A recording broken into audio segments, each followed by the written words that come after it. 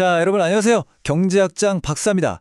여러분의 지갑 사정과 아주 그냥 직결되는 이야기. 오늘은 바로 내 월급은 대체 어떻게 정해지는 거야? 하는 이 질문의 비밀을 한번 파헤쳐 보려고 합니다. 비시경제학, 이름만 들어도 머리 아프셨죠? 괜찮습니다. 오늘 저와 함께라면 아주 명쾌하게 이해하실 수 있을 거예요. 진짜 우리 맨날 하는 고민이잖아요. 내 월급 말이죠. 대체 누가, 무슨 기준으로 정하는 걸까요? 내 능력? 아니면 내가 이렇게 밤새워 일하는 노력? 그것도 아니면 그냥 운인가? 오늘 이 근본적인 질문에 대해서 경제학이 아주 명쾌한 답을 제시해 줄 겁니다. 아마 오늘 이 설명을 다 듣고 나시면요, 세상을 보는 눈이 정말 조금은 달라져 있을 거라고 제가 장담합니다. 자, 그 답을 찾으려면요, 우리 일단 숲부터 봐야 돼요. 숲. 내 책상, 내 자리만 보고 있으면 답이 안 나와요. 우리 회사. 더 나아가서 이 대한민국 경제 전체라는 이 거대한 숲이 어떻게 돌아가는지 거기서부터 시작해야 진짜 그림이 보이기 시작합니다. 그 거대한 숲, 경제학에서는 좀 어려운 말로 생산요소 시장이라고 부르는데요. 이게 뭐냐면 우리가 저녁에 뭐 해 먹을까 하고 마트에 가서 재료 사는 거랑 똑같아요. 기업들이 생산이라는 요리를 하려고 노동력이라는 재료, 자본, 땅 같은 이런 재료들을 사러 오는 시장인 거죠. 바로 여기서 우리 월급의 첫 스케치가 딱 그려지는 겁니다. 자, 여기 그래프 한번 보실까요? 이게 바로 그 시장을 그림으로 나타낸 거예요. 특히 오른쪽 시장 전체라고 되어 있는 그래프를 한번 보세요. 아래로 내려가는 저 선, D. 이게 바로 사람 좀 더 뽑고 싶다 하는 기업들의 마음, 즉 수요 곡선이고요. 위로 올라가는 선 S는 월급 좀 더 주면 일할게요 하는 우리 같은 근로자들의 마음, 공급 곡선입니다. 어때요? 어디서 많이 본 그림이죠? 맞아요. 우리가 배우는 모든 상품의 가격이 결정되는 원리랑 완전히 똑같습니다. 그리고 바로 여기서 진짜 마법 같은 일이 벌어져요. 이 두 마음이 만나는 딱 한 점 보이시죠? 2라고 표시된 점. 여기서 시장이 스스로 완벽한 균형을 딱 찾아냅니다. 신기하죠? 일하고 싶은 사람 수랑 사람을 뽑고 싶은 기업 수가 정확히 맞아떨어지는 누구 하나 불만 없는 최적의 상태가 되는 거예요. 이게 바로 그 유명한 애덤 스미스의 보이지 않는 손이 일하는 순간입니다. 자, 이 균형점에서 결정된 가격, 여기 W 스타라고 써 있죠. 우리가 W 스타라고 읽는데 이게 바로 균형임금입니다. 이게 왜 중요하냐면 대한민국에서 일하는 모든 사람들의 월급의 기준선, 그러니까 기준점이 되는 거예요. 예를 들어서 우리가 흔히 요즘 IT 개발자 초봉이 평균 얼마래 하잖아요. 그 평균을 만들어내는 보이지 않는 힘이 바로 여기서 이 W 스타에서 나오는 겁니다. 자, 여기까지 들으면 꼭 이런 질문이 나와요. 교수님, 알겠습니다. 시장 전체 평균은 알겠는데 그래서요? 삼성전자나 현대차 아니면 제가 다니는 이 조그만 회사는 이 평균 임금을 도대체 어떻게 적용하는 건가요? 아주 좋은 질문이에요. 바로 그 지점이 오늘 이야기의 진짜 핵심입니다. 핵심은요, 아주 간단해요. 시장이라는 거대한 힘이 올해 개발자 연봉은 5천만 원입니다 하고 땅땅땅 기준을 정해버리면 아무리 삼성전자라고 해도 그 가격을 그냥 받아들여야 하는 거예요. 우리가 마트 가서 아주머니 이 콩나물 1,000원인데 깎아주세요 할 수 없잖아요. 똑같아요. 기업은 시장이 정한 가격을 그냥 받아들이는 가격 수용자, 영어로는 프라이스 테이커일 뿐입니다. 그래서 아까 그래프에서 개별 기업 쪽을 보면 노동 공급 곡선이 쭉 뻗은 수평선이었던 거예요. 이게 무슨 뜻이냐? 기업 입장에서는 이런 거죠. 시장에서 정해준 월급 저 W 스타만 딱 주면 우리가 필요한 만큼 얼마든지 사람을 뽑을 수 있겠네? 하는 겁니다. 한 명을 뽑아도 월급 5천, 100명을 뽑아도 한 사람당 월급은 5천. 똑같다는 거죠. 그렇다고 기업이 사람을 무한정 뽑을까요? 절대 아니죠. 기업은 이윤을 내야 하잖아요. 자, 여러분이 카페 사장님이라고 한번 상상해 보세요. 알바생을 한 명 더 뽑았어요. 근데 이 친구가 와서 만들어내는 추가 매출, 이걸 좀 어려운 말로 노동의 한계 생산 가치라고 하는데 이 추가 매출이 알바생 월급보다는 많아야 남는 장사 아니겠어요? 그러다가 딱 그 추가 매출이랑 월급이 똑같아지는 지점이 올 겁니다. 딱 거기까지만 사람을 뽑는 거예요.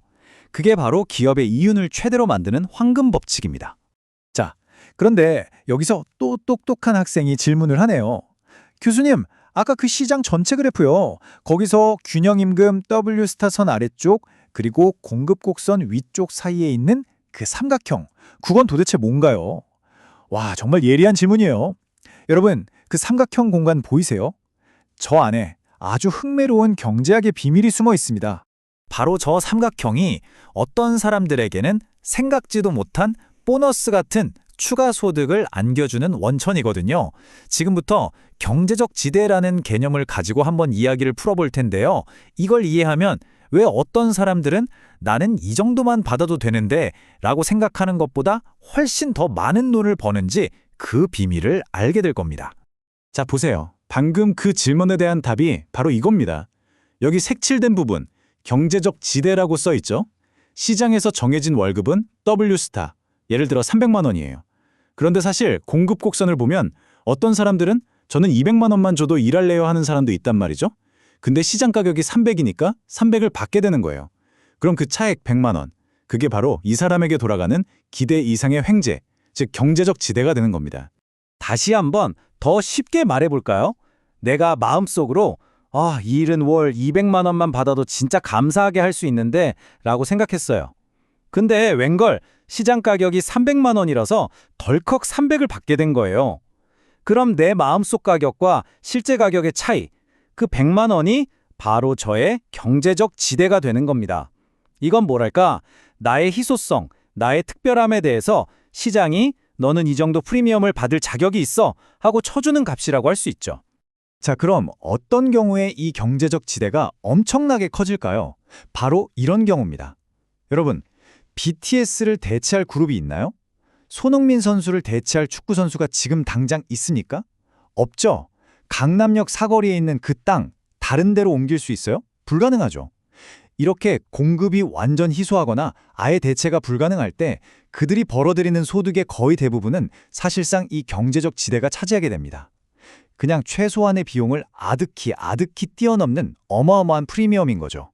자, 그럼 우리가 지금까지 배운 이 시장 원리, 그리고 경제적 지대라는 이 강력한 도구를 가지고 이제 우리 시대의 가장 뜨거운 문제죠. 바로 소득 불평등 문제를 한번 들여다보겠습니다. 왜 기술이 발전할수록 어떤 사람은 더 부자가 되고 어떤 사람은 점점 더 힘들어지는지 경제학은 이걸 아주 명쾌하게 설명해 줍니다. 경제학자들이 오랫동안 연구해서 찾아낸 핵심 원인이 바로 이겁니다. 숙련 편향적 기술 변화. 와, 말이 너무 어렵죠? 괜찮아요. 쉽게 풀어서 설명해 드릴게요. 이건 뭐냐면 기술 발전이라는 게 모든 사람한테 공평하게 자, 다 같이 잘 살아보자 하고 오는 게 아니라는 거예요. 오히려 특정 기술, 그러니까 숙련된 기술을 가진 사람에게만 훨씬 더 유리하게 작용해서 결국 임금 격차를 쫙 벌려놓는다는 뜻입니다. 바로 이 그림이 그 결과를 아주 적나라하게 보여주죠. 자, 보세요. 인공지능 같은 새로운 기술이 등장하니까 AI 개발자처럼 아주 고도로 숙련된 사람들의 가치는 그냥 하늘 높은 줄 모르고 치솟는 거예요. 기업들이 서로 데려가려고 하니까, 즉 수요가 폭발하니까 몸값이 뛰는 건 당연하죠. 그런데 반대편을 보세요. 단순하고 반복적인 업무는 어떻습니까? 이제 기계가 다 해버리잖아요. 그러니 관련 일자리는 줄어들고 당연히 임금도 떨어질 수밖에 없는 거죠. 자, 이 거대한 변화의 물결 속에서 여러분은 지금 어느 쪽에 서 계신가요?